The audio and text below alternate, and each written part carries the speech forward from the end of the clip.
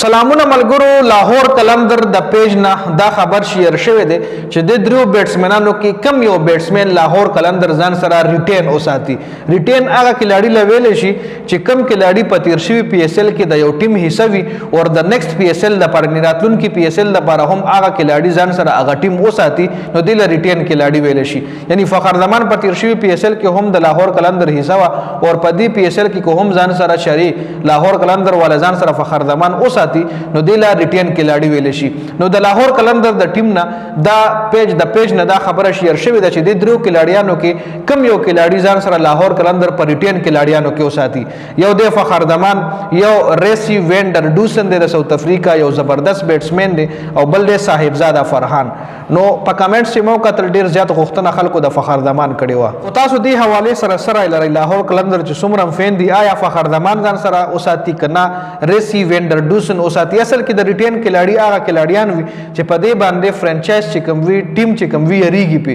چې څنګه دا کلاړي نه بل ټیم والی نو دای ځان سره پر ریټین لیست کې اوساتي او دا هم شپک کلاړیان یا 15 کلاړیان ته ځان سره پر ریټین لیست کې ساتل شي نو په دې کلاړیانو باندې فرانچایز چې کوم وی ټیم چې کوم وی په یریږي چې څنګه دا ټیم ز ریلیز کما او بل ټیم رانه والی نو دا درې کلاړیانو نمونه لاهور قلندر ول شیر کړي چې دې کې لاهور قلندر ځان سره کم کلاړي پر ریټین لیست کې اوساتي نو تاسو هم خپل رائے شریک کړئ عموما صاحبزاده فرحان خو نه خو د فخر زمان او رسی وینډر ډوسن ډیر زیات ډیماند دی نو تاسو هم خپل رائے کمنټ کړئ.